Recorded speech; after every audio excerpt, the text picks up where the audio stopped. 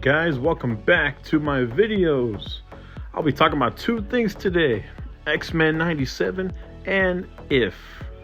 I'll be talking about those two things today. This is another installment of my double reviews, and I'm going to be calling them Jesse's Screen Time's Double Time. So now, let's get into X-Men 97. Now I remember when X-Men 97 was announced. It was barely when Marvel was trying to push out animation projects, trying to get them off the ground and see what they can do. And we just know, all we knew was that it was just a revival of the old series from the 90s. And some people were like, oh, cool, that's awesome. Some people were like, oh, that series in the 90s, I didn't really catch that much episodes on. It was always playing on Fox Kids, though. Yeah, me personally, I watched a few episodes. I didn't catch it that much. I love the theme song. Everyone could agree with me on that one. But no, I was watching Spider-Man, the animated series. That's the one show from then that I have the most nostalgia with. But the X-Men theme song, I have some nostalgia with that. And then after watching the first season of the old 90s show on Disney Plus, I'm like, wow, these characters are actually awesome. Like in the movies, they make them look like crap, and like just besides Wolverine, like every other X-Men in the movies gets done dirty. It's like only like rarely you see a character that's really cool and stands out. But more like the X-Men movies mostly wanted to do Wolverine justice, and then the other characters that weren't that important, they're like pushed to the sidelines and didn't really do much. I'm like, bro. But no, in the old 90s show and this show, every member of the X-Men is awesome, because they're either working as a team all the time and actually butting heads and like trying to figure out how to take down the conflict, or sometimes it's a character piece study on one episode on one character or a few characters, and they adapt the comic storylines we want to see. Like Jean Grey, she gets the Phoenix Saga done in the show, and it's actually better than anything the movies can ever dish out. And I stand by that, because the X-Men movies tried 2 times to adapt the Phoenix Saga, and the first time they messed up. It was not that good. And then somehow they made it worse. It's like, bro, how does this even happen? Like, imagine you ask for a sandwich and you want a nice good turkey sandwich, except someone gives you a fish sandwich, and then somehow years later they're like, oh, let me make you another sandwich, bro, and they just shove shit in the sandwich. Like, come on. That's what X-Men Last Stand and X-Men Dark Phoenix are. The bad sandwich we do not want. The bad storytelling we do not want. And not only the Phoenix Saga, this show, the old show and this show do a bunch of comic runs. Like, they do the Days of Future Past run, they do the Phoenix Saga run, they do some Wolverine stories, they do more time traveling stories, they do Apocalypse, they do Mr. Sinister. This season does Bastion and Mr. Sinister, and those are really good villains, and I'm glad they elaborated more on them. And every character in every episode gets their time to shine. Like episode 1, Cyclops. Cyclops is awesome in this show. He's the leader, and it shows why he's capable of being the leader. He's not some dumb love-struck asshole and who just gets boned out of every story in the movies. Like, that sucks. No, in this, it shows why Cyclops is actually badass. He gets one of the best fight scenes ever, especially with his optic blast. I didn't know you could do much with laser vision. Like, whoa. Gambit also gets greater representation in the show. I thought he just had a fixation with playing cards and then he made those weaponized. But no, this show taught me that whatever object he touches, he can make it explode. So it doesn't matter if he just loves playing cards, so he chooses to make those explode most of the time. But every other object he put in his hand, he can make that, he can fill it up with energy and he can make it explode. He can turn that into a very deadly weapon. I didn't know that until I watched this show. I'm like, wow, because in the movies you just see him playing cards and then him just using those to shoot Hugh Jackman through a brick wall, and then not much, and then him with a staff. There's not much elaboration on that. It's just like the bare minimum. This show actually takes the time to explain it to you, and it makes you connect to every one of these characters, especially Cyclops and Gambit. Oh, and also Rogue. Rogue gets done justice in this show. By touching you, she could take your mutant abilities or your superpowers and use them to her own advantage. Even medical expertise, because she touches a doctor and she's able to perform a birthing process. And I'm like, whoa, Rogue's actually pretty cool. And there was actually one episode where she goes completely on demon time, and she's even to the point where she meets Captain America and gets his shield and slings it all the way to the mountains. I'm like, whoa, that is crazy. And again, in the movies, they just make her look like, oh my god, the teenage angst bullshit where she's like, oh my god, I can't touch anybody. I can't have a boyfriend. I can't have a life as goal. I'm a nobody. I'm a freak. No, not this show. She embraces who she is, and she's a badass. And she can fly too, in case you didn't know. Jean Grey gets personality. Storm gets personality. They're no longer just pretty faces that just stand there and pose and say dumb one-liners. No, they're actually really good characters and with some great writing too. Even the pre-established characters that we already know a bunch about, they get even more awesome in this show. Like Wolverine. Wolverine is not really the focus of the show, but it's okay. When comes into the scene, he's awesome still. He's great. Same with Nightcrawler. Nightcrawler and his teleporting abilities. It makes some of the best fight scenes in this show. And every fight scene, the animation goes nuts, and it shows like, wow, this is great content. It comes out of that shadow of like, oh, it's just the X-Men Revival series. No, it's just great X-Men content in of itself. If you want to see great X-Men content, just watch this show. If you want to like separate yourself from the movies, because after watching this show and the old show, it makes you question the movies. I'm like, bro, like, what were they thinking at Fox back then? Like, come on, this is what happens when you like embrace the comic book goofiness of a thing that made it great back then. Because during the Fox movie days, they were ashamed of having comic books on set. They were ashamed from going to comic books to make something good for the movies. And that's a very stupid mindset. No wonder the fucking Fantastic Four movie sucked ass, because that's how the director thought. That's how Bryan Singer thought. And those movies just crash and burn. Yeah, sometimes you have some good ones here and there, because that's when they actually know, like when they actually like take time to get their shit right. But most of the time, it's just whatever. Like, it's not that good. But this show and the animation side on this and the old series is way better than some of those movies combined.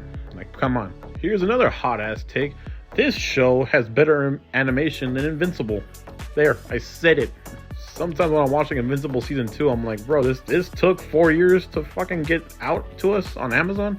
Like, come on, this shit looks the same as the first season. It doesn't look improved. Like, everyone just fights the same, slamming each other. Only time it looked cool and different besides season 1 was in the Adam Eve special.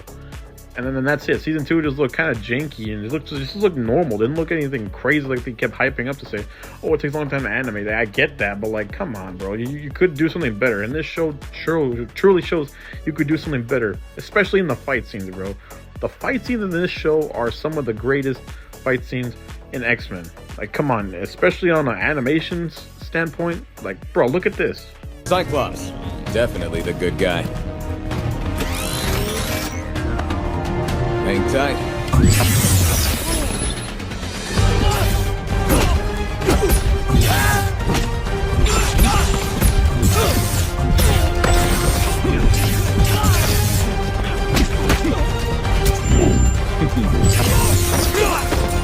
I surrender!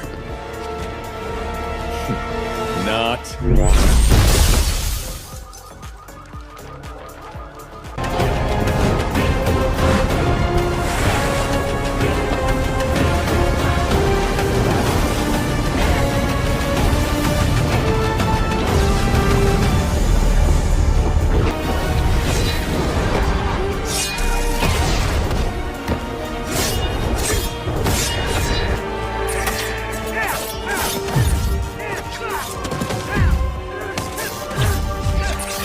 You believe me now? Because that was rad. Okay, now for the movie I watched. I watched If, the movie about imaginary friends. And if you grew up in the early 2000s and you saw imaginary friends in a show, chances are it was Foster's Home from Imaginary Friends on Cartoon Network. This show is basically this movie. And this is the most unofficial Foster's Home for Imaginary Friends movie I've ever seen in my life. This movie stars Ryan Reynolds and Kaylee Fleming. And what they need to do is they need to find homes for these imaginary friends, because every kid outgrows their imaginary friend, and you need to, as soon as that kid outgrows that imaginary friend, they need to get another kid in that imaginary friend. They're basically matchmakers, but for imaginary friends. You see the two most marketable imaginary friends for this movie: the big purple guy, his name is Blue, played by Steve Carell, and the butterfly girl, her name is Blossom. And Steve Carell does a good job in this movie. He's just Steve Carell in a big purple guy, grimace looking dude suit. Well, not a suit, CGI, but you know what I mean. And the CGI on these ifs look really good. Like sometimes you look at these ifs and you're like, wow, that big purple guy looks real. That's pretty good. I'm glad they nailed that part, because if this movie had Uncanny Valley, it would just be another Uncanny Valley movie. And I feel like Ryan Reynolds phoned it in on this one, because there's some parts in this where I'm like, Ryan Reynolds wants to tell some jokes that are not going to be suitable for kids, or he wants to branch out and do some stuff that kids will not get, but he can't, because this is a kids movie, so we have to be all family friendly. And I feel like John Krasinski in this movie acts more like Ryan Reynolds than Ryan Reynolds himself. I'm like, that is insane, because John Krasinski plays Kaylee Fleming's dad, and he is the upbeat, spry, always happy, optimistic person who loves to do everything in life. And then Ryan Reynolds is like some serious, stoic guy who doesn't even seem to like these imaginary friends that much. They seem to annoy him, honestly.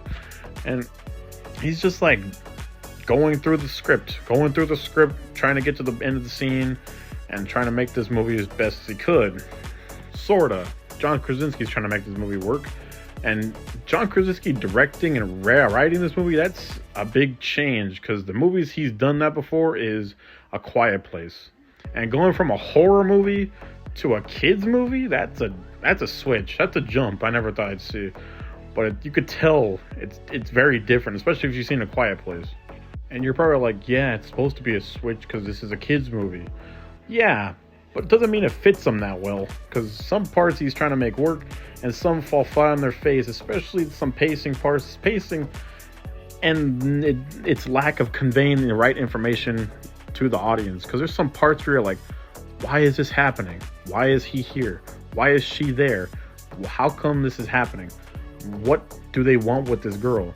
It's just confusing. I'm like, bro, didn't you tell me what this is gonna do? Why are we doing this? Are we wasting our time here? Like, it's just like one of those movies. It's like weird. It's like, and when they try to tell you information for the scenes, it's always the bare minimum. Especially in one particular scene where they're trying to reconnect with kids. Imagine the ifs are trying to connect with the kids. That scene is different. It's different, and it's not very, I could see what they were trying to do with it, but at the same time we need the right context for the scene to understand it.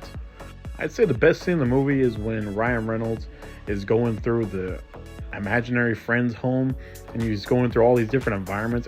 That's a really great scene. That's actually the scene in the movie where it shows the most imagination, the most creativity, because some of these ifs have some pretty great design. Like there's a scene where Ryan Reynolds goes through a painting, he falls in a pool, he gets out of the pool and he's on a beach. He comes out of the painting, he's covered in paint. He's going through the hallway and it turns into a barbershop floor. He's meeting all these different imaginary friends and they all have their different properties and characteristics. That's always that was great. I always like that. The creativity in that is top notch. This movie feels like eye candy for kids. Like all the kids are gonna love all the colors, the special effects, the different imaginary friends we see along the way. But the parents are just not gonna mind it, or they're gonna be like, ugh, is it over? Can we get out of here, kid? This movie is dragging. It drags even more because the pacing sucks. Like, my god. There are some heartfelt moments in this movie, and those heartfelt moments are actually pretty effective. I did like that. They do at least try to connect with adults, and I do appreciate the effort, but it does not go well in the final product. It just seems like it's more aimed for kids, and the kids are not even going to understand what the adults' themes are in the movie. The parents will, but the parents are going to be like, that wasn't really the best told way on a storytelling perspective. And the kids are not going to care. They're going to be like, oh, pretty colors. He sneezes. He's big and purple. I mean, he farts and he sneezes. Oh, my goodness. I love this movie. Thanks, Mom and Dad. And it doesn't help that Kaylee Fleming's character is one of those characters who's like, I'm an adult. I can make it on my own. I can make my own decisions. You don't need to talk to me like a kid because I'm an adult, even though I'm 12 years old. Like one of those characters. John Krasinski is very underutilized in this movie. I feel like he should have been in this movie more because he's the only person who has emotion. He expresses the most. He shows signs of life. Also, Steve Carell tries to do that, and Ryan Reynolds, but they're like given like the bare minimum of what they can do because this is a kids movie. It's just sneeze jokes and hair jokes and fart jokes. Boo ya, yoo ya. That's what kids totally want to see. Like, yeah. Another problem is that I don't even remember the damn people's name in this movie. Ryan Reynolds' character and Kaylee Fleming's character, I don't even know what the hell their name is. Like, I know Kaylee Fleming, her name is B. That's a nickname. But Ryan Reynolds, I have no idea what his name is. I have to look it up, and that's a problem. Only person I know whose name is, like, besides the two human characters, is Blue, the big purple guy. That's it. I have to look up Ryan Reynolds' name to know. Like, that's bad. It's okay, Ryan. You tried your best here, and I'll see you in July. Okay, guys, now let's wrap it up. X-Men 97 is awesomelicious. If gets a C-.